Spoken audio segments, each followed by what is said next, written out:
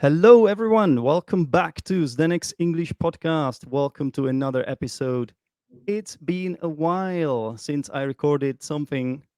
And as you know, I used to record these podcasts weekly, but these days I'm quite busy and I can't justify recording podcasts more often, unfortunately. However, let me make it up to you by inviting interesting guests such as Jack. Hi, Jack. Welcome to the podcast. It's a pleasure to be here. It's Well, I it's say, great to have you here, and we are recording this for the next English podcast, so people can listen to this as an audio. But there's also a video version, so for those that don't get enough of us and they want to see the way we look as well, they can watch us on Teachers Zdenek YouTube channel. So it's happening at the same time, kind of. And speaking of the YouTube channel, this is, I think, where we first talked to each other, isn't it? Because I have, in the past, I have invited Jack onto my channel to talk about football. Jack is, maybe I should give you the chance to introduce yourself, Jack. yeah, Jack, the Brighton fan. Exactly. Yeah. So hello, I'm Jack. Hi. Um, I am from Brighton. I am an English teacher, youth worker, skateboard instructor, author, apparently, and yeah, it's a pleasure to be What here. what Podcast. are you not, Jack? What am I not? I'm not a professional football player. I'm not a millionaire. Okay, well, not yet, not yet. Yeah, well, I'm not sure about professional football player, but I mean, even just 100,000 there would be nice. um, yeah. Yeah. No, as you guys know, I've got a YouTube show called Learn English with Football. I used to record it weekly, just like this podcast, but now I don't have that much time, so it's kind of like monthly, give or take. And I've always been interested in inviting different guests onto the podcast, especially if they support different Premier League clubs, because that would give me that unique perspective of talking to fans, having different opinions. Um, and it was a pleasure to get to know you, Jack, and to be able to pick your brain when it comes to Brighton. So you are from Brighton, which is a lovely city on the seaside in the south east London, right? Mhm. Southeast England, sorry, southeast England, yeah, near Yeah, London. yeah, just south of London. Yeah, if you go Yes, straight down from London to the coast, that's where we are. Yeah. I've been to Brighton a few times. It's Yeah. kind of like one of my go-to place. I also have a friend from there, and he has been on this podcast many times. His name is I- Franta. Okay. Um, It's a yeah, big city for English language schools. Lots of students come here, especially over the summer, and yeah, yeah, there's lots of schools. Um, yeah, to be honest, it's probably one of the reasons why I ended up becoming an English teacher because really, we used to be a host family for like the whole of my childhood. We had students come and stay with us, yes. sometimes for, I think we had um, um, Alicia was with us for I think she was with us for a year and a half, and Fortune. So we had some students that were with us for quite a while. So when Sonia. you said with you, it was like they were working as au pairs, or No, no. We wish. No, they were they were paying to stay with us. right? So it was your way to make money for your Yeah, family, yeah, and yeah, yeah, yeah, yeah. okay. Save extra money for the family. So we Oh, had, that's great. Yeah. like having a lodger, someone stay in the house. Yes, But they were and they all had they were all and they had English students, so they went to language schools in Brighton, yeah. learned English, and stayed with us. Oh yeah, because it's a fantastic experience to sort of Mm. live with native speakers and be able to Yeah, soak up that English and yeah, and that culture as well. yeah, exactly. It's just having an opportunity to speak English, and Yeah. yeah, we made some very. I went and lived in Colombia a few years ago, Oh, and did you? Hi, I'm Helen. I like the Achievers Chamber because it's a nice place where I can learn in a friendly and supportive atmosphere. For more information about the Achievers Chamber, go to teachersdenek.com. I went and lived in Colombia a few years ago, Oh, and did you? I went to go. I visited a student that stayed with us when I was a baby. What? Yeah, Hang on. Slow down, slow down. You visited a student that stayed with you when you were a baby. Do you even remember that student when you were that no, like no, no. Ileana, if you're listening, hello, Ileana. I don't remember her because I was a baby. are there any photos though? Like are there any photos of that? Oh. Yeah, I don't know actually. I'll have to ask Ileana if she has any because I feel like she probably does somewhere. But photos then isn't like photos now. Black Uh, is it like black and white or something? yeah, Well, there's a you photo. look very young though. Come on. Like I it have a photo. can't have Uh, been black and white.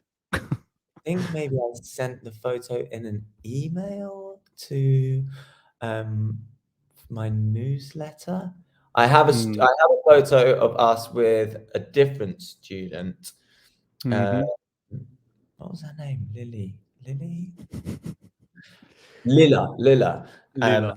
but I'm 16. I'm not a baby, so it's not as interesting. You're not 16 now, by the way. You can see it on the YouTube channel. He does look young, but I think he's older than 16. Yeah, He's also an English teacher, so I don't think you can work as an English teacher at the age of 16. So well, when I first started teaching English, I did my CELTUS, like the Cambridge English Language Teaching qualification, and I did it at a school in Brighton, St hmm. Giles, and then I taught at that school. And I remember when I first started, I used to I went into a classroom and I kind of put my books down and someone said to me, "So, where are you from?" And I said, I'm from England." He said, "You're from England? Why are you coming to learn English?" Like, no, I'm your teacher. And the Oh look my is, god, you're not, you're too young. You're too young to be my teacher. yeah, well, because I look young. I'm 31. I'm aware that I still get asked for identification when I Yeah, go to the pub sometimes. Um, you look but much younger than 31 though. Like I would say like 24, 23 maybe. so when I was 22 and I first started teaching, and I looked You look like I like was 15. Yeah. 17. Yeah, Okay. that Okay. was funny. To be honest, I really didn't like it because I felt like I didn't have any kind of like respectability or Authority. Yeah. imposter Huh. syndrome, basically. But Because it's all just the first impression, isn't it? Like you can get that, you can get all that like once you start talking and the way you speak, your body language. Like it's just the first time they see you. Like it's also the same like when people are short, right? If someone is short, you can get that authority immediately, just the way you talk to people and you approach them, you know? yeah, I guess it's just trying to command the respect of the room, and it's a lot easier if even if you're older, and because because I Yeah. the other problem was I hadn't been a teacher for very long, and when people come to language schools in England, Yeah. they pay a lot of money. Hmm. So when you then have someone who, you know, I couldn't even pretend that I'd been a teacher for very long Yeah, I see what you because mean. I looked like I was, fresh out the womb. No, not Fresh out of womb. that. No, that's what you wear when the Colombian student was living at your house. Yeah, my birthday suit. Nothing. That means nothing, wearing nothing. Yeah. Well, I'm glad everyone's learning some great expressions. Wearing your birthday suit, fresh Yeah. out of the womb. Fresh out of womb. Yeah. Silent B, everyone. Be careful about that silent B there as well. Yeah. Or womb. No, no, no. Similar to tomb. Oh, Yeah. how strange. You leave the womb and then you You die, end up you and end then up your life. you Yeah. up in a tomb. Yeah, I wonder if there's a link. Yeah. I don't know, but I really like this sort of language bit. So thumbs up to you for Yeah. that. Thank you. I'm trying to find a way to use the word climb. Yeah, yeah, yeah. Well, But yeah. yeah, I might have to climb a mountain, but it's Yeah. well, we will talk about this maybe when we discuss your football team, Brighton, Mhm. and its chances of qualifying for the Champions League. Then you might want to use the expression it's a mountain to climb, something Well, like yeah. that. Yeah. Well, actually, I feel like at the moment we've climbed the mountain. It's more of a case of it's a mountain that we're more than capable of falling down unless we keep our position. Yeah. Uh, Hmm. for those of you who don't know much about football, I am from a town where let's think about how long ago. 25 years ago, we had a stadium. So I'm from Brighton, but it's actually Brighton and Hove. It's Wait, it's Brighton and Hove Brighton, Albion. two towns combined to become one city, Brighton and Yeah. Hove. And Technically, Albion, what's the Albion thing? That's like Albion, another way to refer to England, isn't it? yeah, Albion. Albi- The word Albion um, refers to England. Yeah. I'm not really sure. Albion literally meant white land and was a Ah, reference to the White to Cliffs to the of the cliffs. southeast of England. Yeah, Um, like Dover. They are in Dover as well, right? The yeah, the White cliffs of Dover. Mm. But I don't know why West Bromwich Albion would be called Oh Albion. yeah, yeah, yeah, yeah. That's in Birmingham, and you can't get any further from the sea. But anyway, Brighton, 25 years ago, had a stadium. The owner of the football club sold our stadium. It became a Toys R Us, a furniture shop, and a sports shop. And then we didn't have a stadium. So we actually ended up having our home games played from a stadium, Gillingham in Kent. So home fans had to drive an hour for every Oh my game. god. Then we had our games for about 15, 20 years in an athletics stadium where I Mm. actually used to have my sports day for school. So it was terrible. It had a capacity of, I think, 10,000 or something, maybe even less, like Yeah, five. wouldn't be enough for the Premier League. No, no, definitely not. But then someone whose uncle actually used to play for the football club, bought the club. Tony Bloom, his name is. He made his money. He actually used to play poker and set up a poker website, but did like a gambling syndicate. So lots of people put their money in, and then he spread the money, I don't know, gambling stuff, and he made lots of money. And then bought Brighton and Hove Albion Football Club, and now we have recorded our highest ever points Last year. this season. But last season as well, right? Last season. Last season was the most we'd got before. Now this season is the most we've ever got. Yeah. You're We really climbing a mountain there. Yeah, wow. Yeah. We are, and we could qualify for a European game, a European competition. Yeah. We beat Manchester United in the 99th minute. I saw the game. I saw Oh, the game, so and good. it was an incredible game. Usually, when you watch a game that ends, what sort of is 0-0 for so long, it suggests that it might be a bit dull, a bit uninspiring and Mhm, lackluster. But this game was really entertaining. It was really enjoyable, and mhm, then the way it ended was incredible. Obviously, most neutrals don't want Manchester United to win, so mhm. Brighton beating Manchester United was a great We watch played, for me. I have to say, in the final minute of the game, also with a yeah, penalty kick, and McAllister from Argentina scored the winner. it was the poetic justice as well, because Was we it? went to Wembley for the semi-final. It was Oh nil yeah, nil. the FA Cup. Yeah. 0-0 for the FA Cup, yeah, and they knocked us out on penalties. Solly March missed his penalty, and he missed his Yeah, penalty in the League Cup as well. Knocked us out of that, and yeah. then we got a So penalty in the last minute. you Beat. got you got you got your revenge there. I Good. don't. I honestly, I don't think I've cheered for so long after a goal before. It was, Did, yeah, did you go to the game or did yeah. you I watch was it? there. I was there. It was. Do you always go, or how often do you have a season ticket or? Yeah, so my brothers and my mum and I, we share 3 season tickets. Ooh, that's amazing. So yeah, so I didn't go on Monday because I took time off work to go on Thursday, and Yeah. I I I could have gone on Monday, but I didn't want to take time off work again, so I didn't go on Monday, and we lost 5-1. So Oh yeah, to Everton.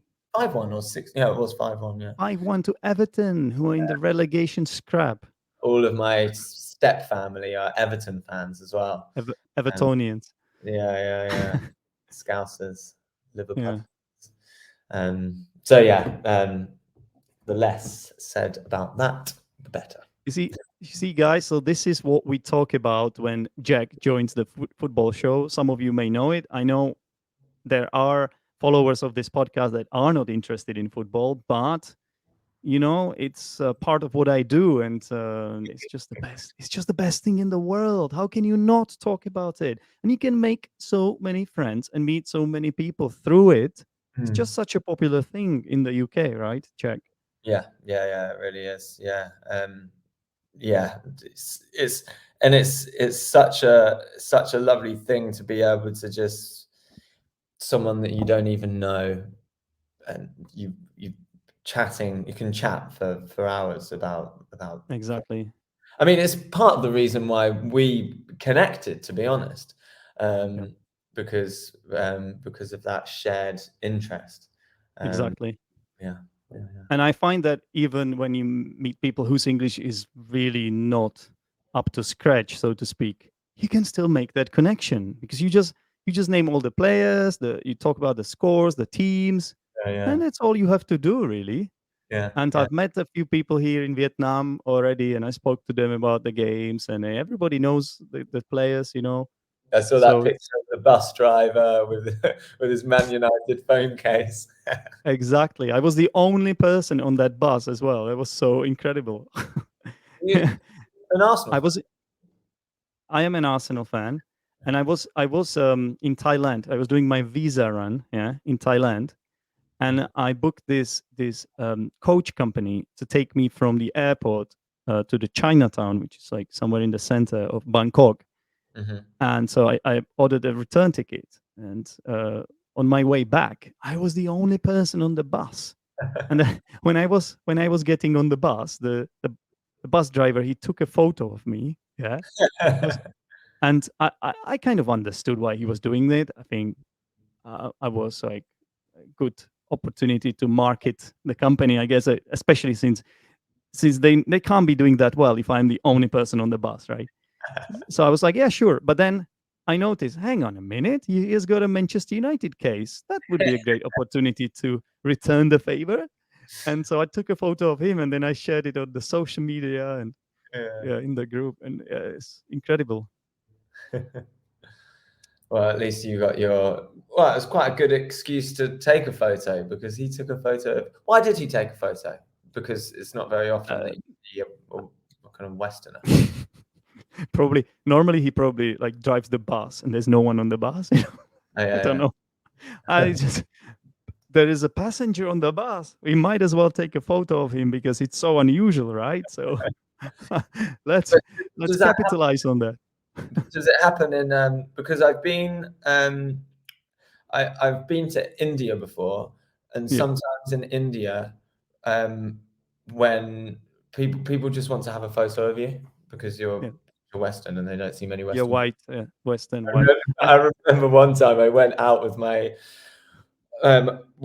girlfriend and we went to the beach and we were going to watch Brighton play later that day. So we both yeah, wore Brighton shirts. I don't know why we both wore Brighton shirts. We stuck out like sore thumbs. People yes. could see us from a mile and would come over. Can we have a photo? We had queues of people asking for photos. I Yeah, I, I did the same as you. I asked if someone asked me for a photo, I asked for a photo of them. It's quite nice. I have a few portraits of yeah, random Indian people on my phone. yeah. I, Um, I think with this taking photo of strangers, I think it doesn't happen that often in these big cities. Yeah. So I was in mm, Bangkok, right?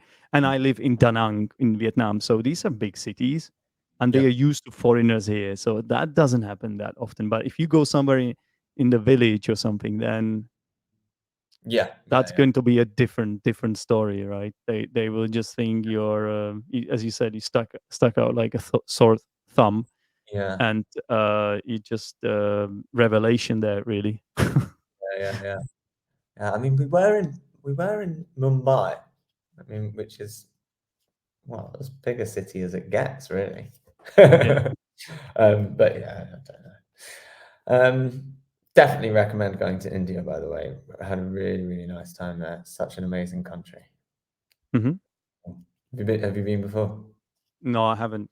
No. But obviously, I talked a lot to Nrup, to another sort of friend of this podcast. Oh yeah, Nrup, also on the show 24/7, on the football show. So yeah, yeah. so he has told me things about it, and I like to eat Indian food. So I even got my favorite Indian restaurant here in Da Nang. Yeah. Yeah, fun fact about Indian food, because everyone, obviously, when you think of what's the most popular English dish, people often say fish and chips. But on multiple years, the most popular takeaway food has been Indian food. And a lot No, of Indian I'm not dishes, surprised. for example, korma and tikka masala, were developed in the UK. Yeah, I'm not surprised at all. Yeah. Birmingham, Glasgow. I can't remember which one's which, but they Mm, both lay claim to the invention yeah. of the dishes. So yeah, there you go. Well, you've got a lot of like Indian, Pakistani Brits, right? Yeah, yeah, Because yeah. of like several immigration waves in the Yeah, past as well. So the yeah, the, the Commonwealth previously, or well, the British. that's true actually, right? Uh, it was Oh, a colony as well, like a the less said about them, British Empire, yeah. the better, to be honest. Colonialism. Yeah, Yeah, yeah. It's just been the king's coronation, so yeah, it's all exactly, exactly. minds. Yeah, terrible past, terrible country. I mean, obviously, there are good things about Great Britain, but It's basically complex, right? It's very yeah. prior to the 1900s, Mm. but after that, I don't know. Yeah, let's move Yeah. on to a nicer topic. Yeah. So, well, we've spoken about football. So why don't we talk about you as a teacher a little bit more? Maybe we can also show people where they can find you. We can Mm, sort of plug you. That's the word. So you have got. I think I found you on Instagram originally. So I think that's one like your biggest sort of social media thing, or your yeah. biggest project. Yeah. Yeah, so I make videos on Instagram to promote my workshops and my private English classes, and I've done a few other group things in the past, and I will do more in the future. I have a weekly newsletter. So basically, as an English teacher, I focus on advanced learners of English, and Yep. I do things that often appeal to English language teachers as well. So, for example, on Saturday, I did a workshop on pronunciation. So the Yes. basic pronunciation, an introduction to the phonemic script, some of the more complex areas of pronunciation, but with a real focus on the aspects of pronunciation that are most important to be understood when you speak English. It's So, called the phonological core, if I may interrupt you. Like yeah, in the technical terms, it's called the phonological core. So Jennifer it's calls it the lingua franca core. But then I also made reference to some other research about I can't remember what it's called actually, the functional load. So they did another functional load, I think. They did another piece of research unrelated to those, yes, which was sounds that are often conflated by students. So sounds which are often confused in like production. something like Um, bitch and beach and stuff like yeah, that. an The E, vowel sounds and yeah, or basically minimal pairs. minimal pairs. Yeah, Or not minimal pairs of two words that are similar apart from one sound, like bitch yeah, and beach, or pin and pen. yes, But those two sounds like p and b, yeah. or That's difficult for example, Arabic learners. voiced and unvoiced consonants, or s Yes, and z. Um, there's so so, many. Yeah. but take for example, and there's Can I tell? Yeah, can I tell you what I know about this? So go on. according to Tell me what you according think. what I know, what I think. I'll tell you No, what I think after that. I'm But what I doing heard, think. yeah, think it would be more sort of like the way Cockneys speak, or Yeah. yeah. The thing is, there are accents in England where they don't pronounce the th and Yeah. the in every single uh, place. So in Cockney accent, they would say uh, think. I think. And sometimes I because I watch a lot of like West Ham fan channels, I slip into that sometimes myself, if I'm honest. Yeah, yeah. But the phonological core, it's, from what I know, so it's important to obviously discriminate the sounds, yeah, to know the difference. But from what I heard, this sound is not the most important one. The and Exactly.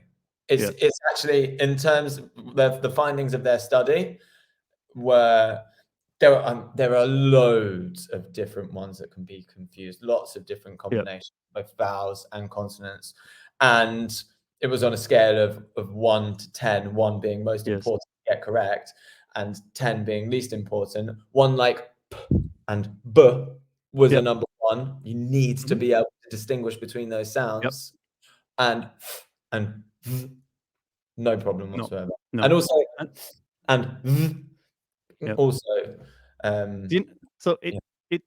it must have to do with like the fact that there are a lot of minimal pairs, as you said, like with b Mhm. and p. Whereas when it comes to th and z, it maybe it's not that common, or it is common in grammatical words more often than not. If I'm honest, like this, that, those, right? Mhm. But then it doesn't appear in that. I mean, it's not as common as the other sounds. Yeah, of course, it's in words like sunbathe and clothes, breathe, and Mhm. stuff like that. But Yeah. I think I keep saying I think now. I think I'll tell you what I think. in it, in it, bruv. Yes. Yeah, no, Yeah, you are right. I have to so say that we share the passion for teaching advanced students because, to be honest, it's my focus as well. mm, mm, And if you ask me what my favorite thing to teach is, I'll have to say it's speaking and pronunciation. Those are my two favorite things to teach. Speaking, pronunciation. It yeah, used to be something like grammar in the past, but it's no longer that because I feel like this is the like almost the most important thing. And yeah. yeah, I find that, well, but one of the reasons I wanted to do this workshop is because I realized that there are areas of pronunciation that, okay, it's important to know about them for reception, for understanding what other people say. But in terms of actually introducing it into your spoken English, you don't need to do it. And I know that a lot of people feel like the target when you're learning English in terms of pronunciation should be to sound like a native. But Like you. really, number one, that is an extremely high target to set yourself.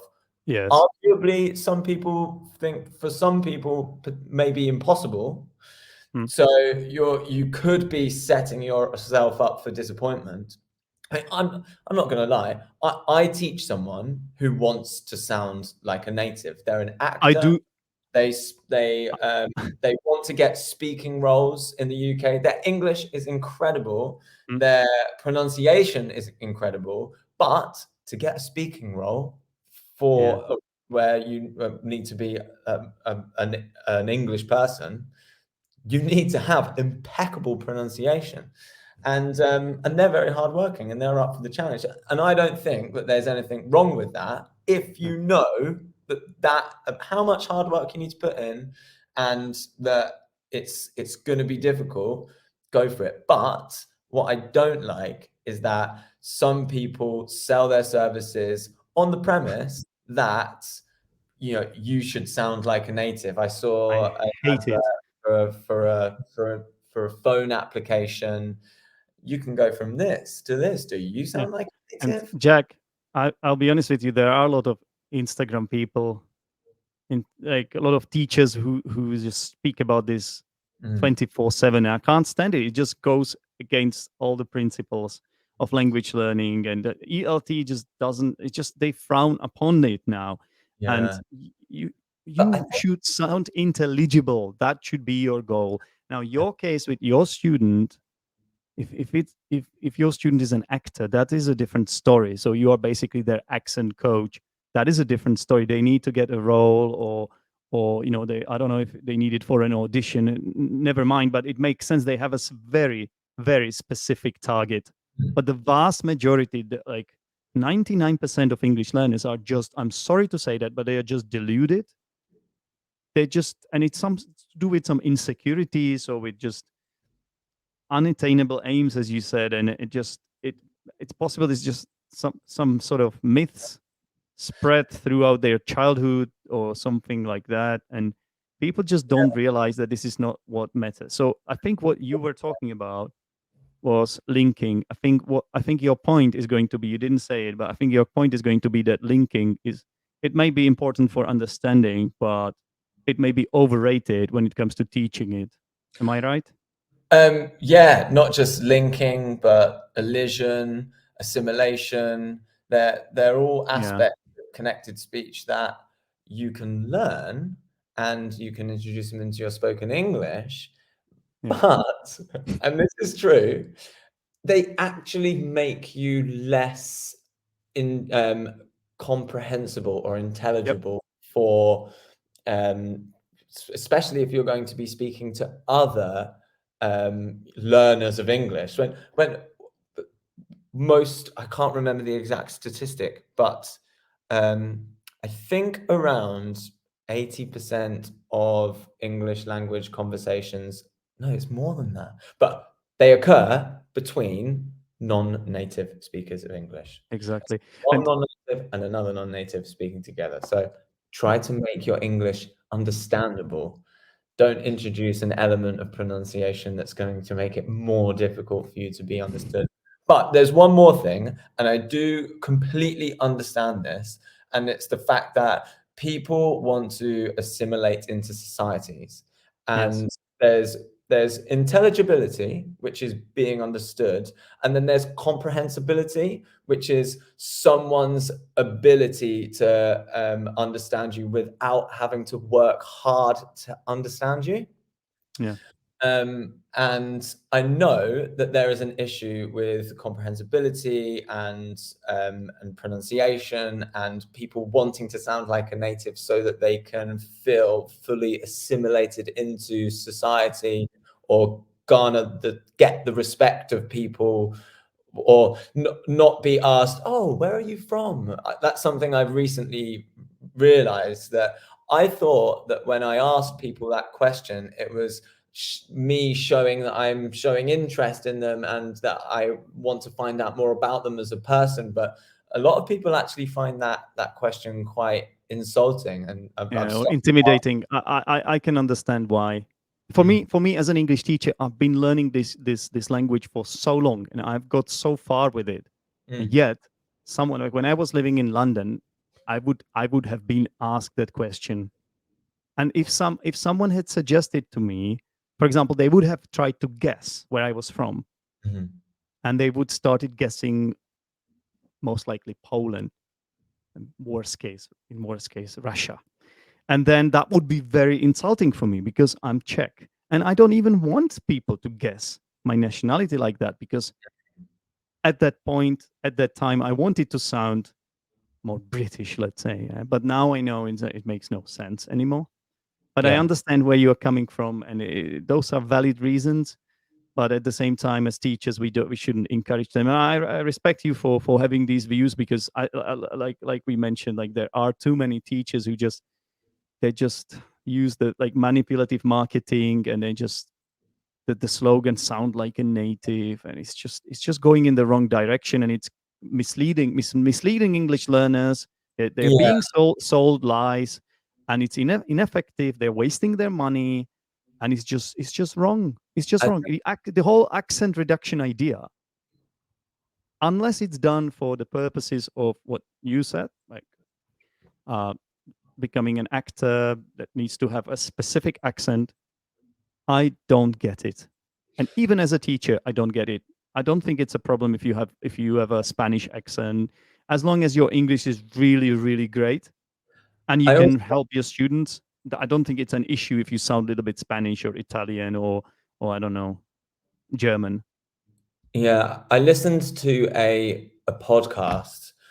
Um, I listened to a podcast, and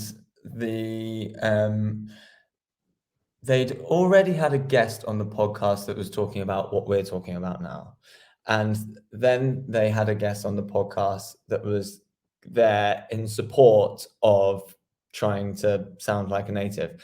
And their argument was, if you like to get fit and go to the gym and fitness is your thing, the idea of trying to get to peak physical fitness, working really hard on something because you enjoy doing it and because you feel good when you get the results, then no one would have a problem with that. And when it comes to trying to sound like a native, in terms of you learn English and that's your passion and you want to get your English pronunciation as good as possible, it's tricky because I can't really see any kind of argument as to say, if you want to do that, do it.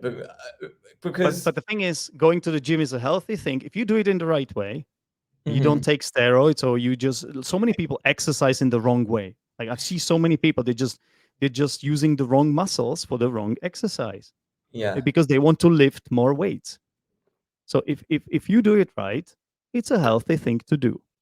But with this, is that really healthy? You know how psychology is intertwined with learning language. It's like it's all about psychology, right? Isn't it? Like how you feel about yourself, how confident you are, how motivated you are. Psychology is so important, or your mental state, your frame of mind is so crucial to the success of the language learning.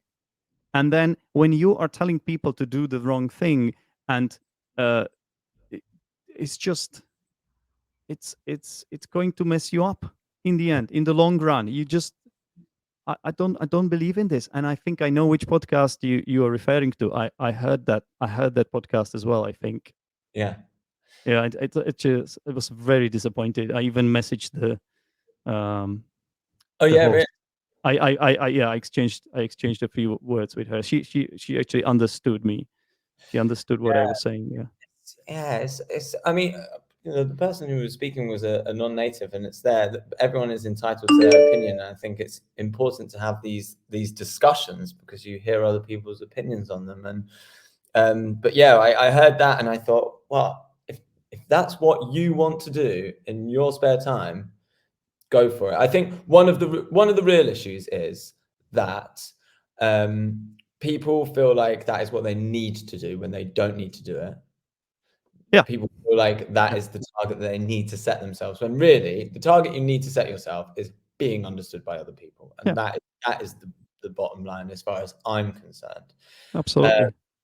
So yeah, and I think one of the tricky things is that this idea of wanting to speak like a native, yes, is maybe perpetuated by some businesses and schools, but a lot of it actually comes from students.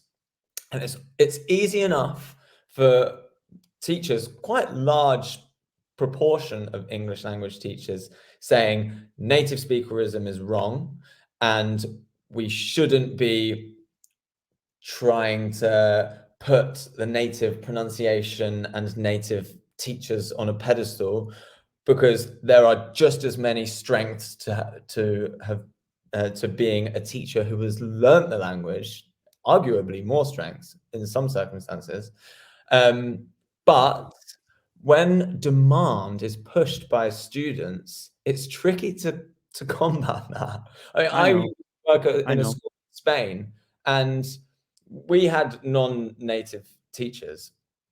And some parents would say, I want my child to be taught by the native teacher. And I know.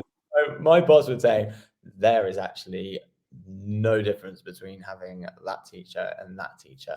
In fact, in the back of his mind, he was probably thinking, she's actually much better with children that are that Yeah. age than Yeah. Jack is. So It's just unfair. Like I can see so much of this here in Asia as well. Like you have no idea, and it's trickier than that as well. Me, as someone from Europe, I have a better status than some people who come from outside Europe. yeah, It's like yeah. So for example, I think that's that crazy. I am better off. I think I'm better off than, let's say, an Asian-looking native speaker. Can you believe it? So it's an absolute mess. It should come down to how good you are as an English teacher, what your qualifications, See, what qualifications you have, and that all that, your experience, and not like this. This is just a completely messed up idea in that my books. example of you being preferred to a Vietnamese English language teacher because you're European just exemplifies Yeah, how stupid it is, because there yeah. is obviously there is a difference, but there is so little stupid. Yeah, we can talk about the language proficiency, and then that's a Mm, different story. Or like if someone really mispronounces words or sentences and just gives a bad pronunciation model, then yes, mhm, you've got a point. Of course, then it's an issue, and we can see this here a lot as well. But it shouldn't come down to native or non-native. It's just so wrong on so many different levels. And don't get me started on that, Jack. I don't think we have. I think we have to actually end now because you have to go. So yeah, quickly, just to promote quickly your. So this is your Instagram. Those of you watching the YouTube video, it's Learn English with JT. yeah. So yeah, I didn't.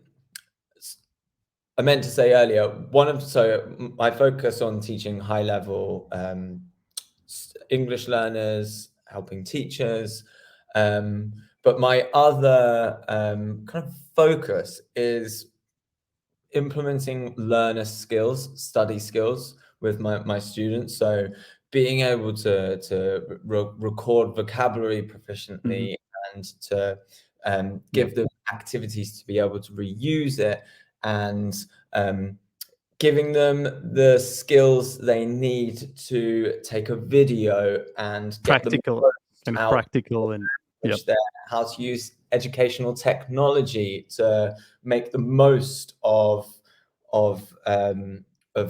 videos and audio and transcripts and podcasts. I love podcasts, and I do a I have an ebook on how to learn English with podcasts. Oh, really? Wow, Yeah, that's great. Where can my listeners find this? so on the link in my bio on my Instagram page, you can get that, Lovely. and um, and I'm going to be giving a short free guide to lessonifying your podcast, which is going to be Lessonifying your podcast. Wow. lessonifying and that'll have some examples, so loads of activities. That will have a couple of the activities from the ebook, um, a, an actual lesson that you can do with a podcast, and also some suggestions for podcasts that I think people will enjoy. Yeah, and what else? Okay, well, what I will say is, yeah, Jack, that Yes. I can see that this is a feather in your cup. Mm. Do you know why I said that? Because I've got a feather. Because you are holding a feather in your hand, and I I'm don't. like, I need to Honestly make don't know where this feather has come from. I need Yeah. to make a reference to it. So there is an idiom, a feather in your cup, which means an achievement to be proud of. So, Yeah. okay. Well, Yeah. actually, one thing that I mentioned earlier, that I'm an author. This is a book that I wrote. Oh, yeah, that's Not about out skateboarding. about how to skateboard. So if anyone wants to learn how to skateboard, June the 1st. Look, literally, it has my name on it. Lovely. So is there something people can buy on Amazon or? Yeah, you can pre-order it on Amazon at the moment. Nice. And yeah, it will be out June the 1st. It will soon be available in Catalan and in Korean. And I have reason to believe that it is going to be available in Mandarin or Cantonese. I'm not sure which Chinese Wow. language, but one of them. Yeah, so I'm pretty You're really amazed. branching out with all those languages. That's cool, man. Yeah, well, yeah, Does it mean that that skateboarding is going to become the most popular sport in the world now, like in China? it is becoming more popular. Yeah. It's yeah, it's becoming really popular. It's Well, you the are helping to make it happen, right? So yeah, well, doing my part, yeah. okay. Well, Lovely chat with you, Jack. Yeah. oh, sorry, one more thing. Yeah. Um, So I mentioned that I'm going to be doing this Lessonify your podcast guide, and I'm going to be telling people more about that. Obviously, you can follow me on Instagram. Instagram is there. But you can also sign up to my newsletter.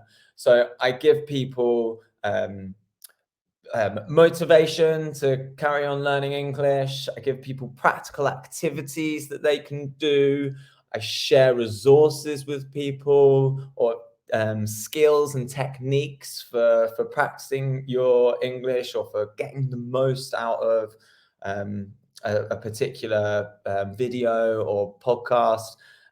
So yeah, I send that email. I say it's bi-monthly, and that's because bi-monthly can be twice a month or once Yeah. every 2 months. Right.